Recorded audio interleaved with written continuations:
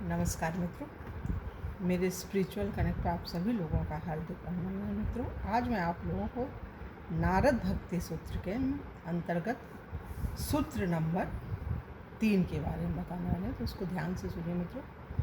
और उससे पूर्व एक अनुरोध आप लोगों से, यदि मेरे स्पिरिचुअल कनेक्ट को सब्सक्राइब न किया हो तो सब्सक्राइब कर लीजिए मित्रों, और ज़्यादा से ज़्यादा लोगों को शेयर भी कीजिए।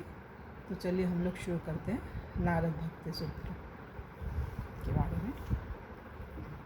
जब कोई व्यक्ति भगवत प्रेम का सिद्ध स्तर प्राप्त कर लेता है तो वह अपनी वर्तमान देह में ही मुक्त हो जाता है तथा अपने अमृत की वैधानिक स्थिति का अनुभव करता है।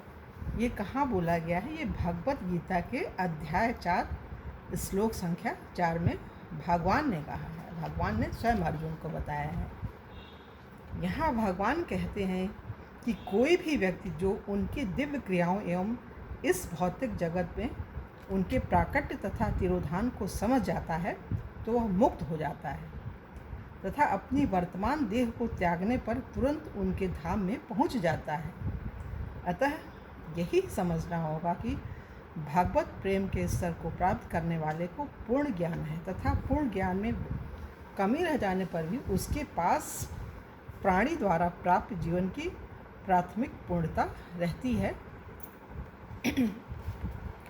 स्वयं को परम तत्व से एक मानना आत्मज्ञान की सबसे बड़ी मिथ्या धारणा है। स्वयं को परम तत्व से एक मानना आत्मज्ञान की सबसे बड़ी मिथ्या धारणा है, और वह मिथ्या धारणा व्यक्ति को भगवत प्रेम के सर्वोच्च स्तर तक पहुंचने से रोकती है। ये बहुत बड़ी चीज़ है, विशेष चीज़ है। इसको पुनः सुनना है मित्रों। एक बार हम तो पुनः इसको बोल ही देते हैं। स्वयं को परम तत्व से एक मानना। परम तत्व कौन है? परमात्मा है। स्वयं को परम तत्व से एक मानना आत्मज्ञान की सबसे बड़ी मिथ्या धारणा है, और यह मिथ्या धारणा व्यक्ति को भगवत प्रेम के सर्वोच्च स्तर तक पहुँचने से रोकती है। किंतु अब ये विशेष चीज़ है, किंतु अपनी निम्न स्थिति को समझने वाला व्यक्ति भगवान की प्रेममयी सेवा के सर्वोच्च स्तर तक पहुंच सकता है। किंतु अपनी निम्न स्थिति को समझने वाला व्यक्ति भगवान की प्रेममयी सेवा के सर्वोच्च स्तर तक पहुंच सकता है। यद्यपि भगवान एवं जीव गुण में समान है, तथापि जीव सीमित है जबकि भगवान असीमित हैं। यह समझ, जिसे अमृत स्वरूप कहते हैं, व्यक्ति को नित्य स्थिति प्राप्त करने के योग्य बनाती है।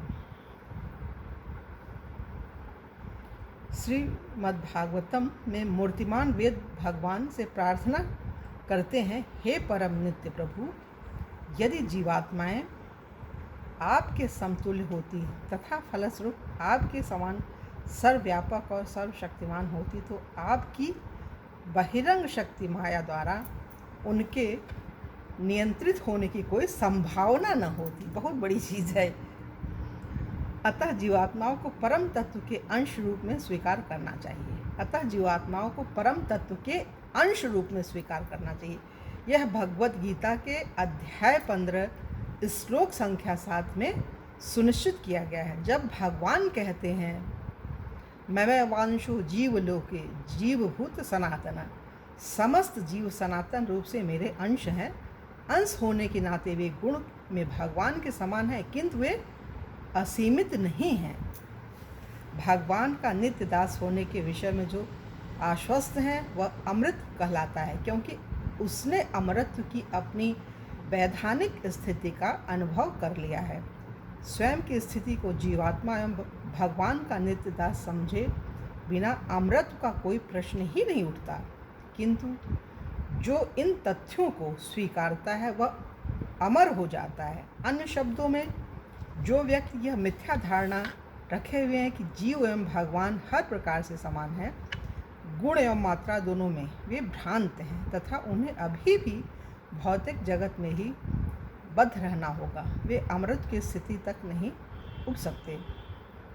भगवत प्रेम की प्राप्ति पर व्यक्ति तुरंत अमृत हो जाता है तथा उसे पुनः अपना भौतिक देह परिवर्तन नहीं करना होता। किंतु यदि भगवान का भक्त अभी तक भी भगवत प्रेम के सिद्ध स्तर तक न पहुंचा हो तो भी उसकी भक्तिमय सेवा अमृत ही कहलाती है।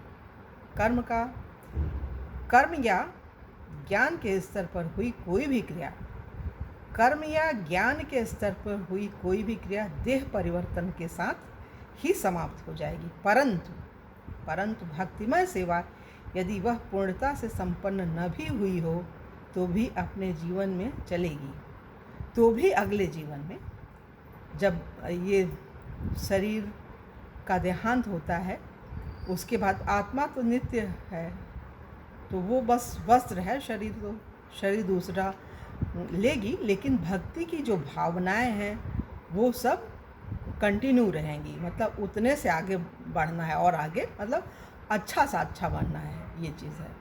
अगले जीवन में चलेगी तथा जीव को आगे और प्रगति करने की अनुमति दी जाएगी। मतलब एक वो होता है ना, जैसे हल चला करके हम भूमि को तैयार करते हैं बीज बोने के लिए, वैसे ही जो भक्ति वाली भावनाएं होती हैं, जो भक्त होता है पहले ही जीवन में और उसके अंदर वो सारे संस्कार आ जाते हैं, और अगला जीवन जब उसको मिलता है तो वो सन्यासी होता है और बड़ा विरक्त और समाज सेवी बड़ा अच्छा सा होता है।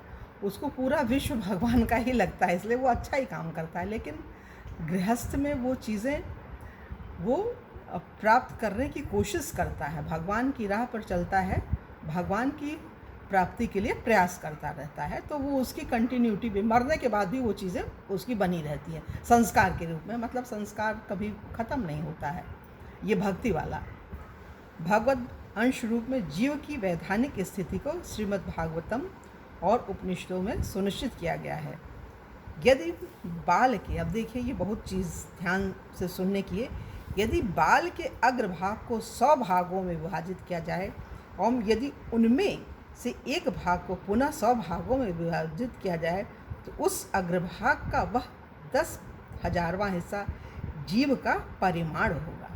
पूर्व कथनानुसार जीवात्मा की भगवदी अंश की यह स्थिति भगवद गीता के अध्याय 15 श्लोक संख्या 7 में नित्य बताई गई है।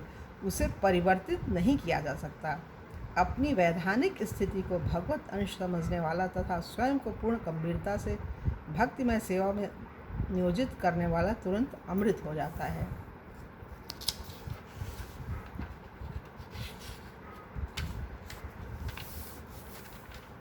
मित्रों, ये सूत्र 7 नारद भक्ति सूत्र संख्या 3 पूरा हो रहा है, और कल की वीडियो में आप लोगों से पुनः सूत्र नंबर 4 पर चर्चा करेंगे। तब तक के लिए जय हिंद, जय भारत। ओम शांति, ओम शांति, ओम शांति।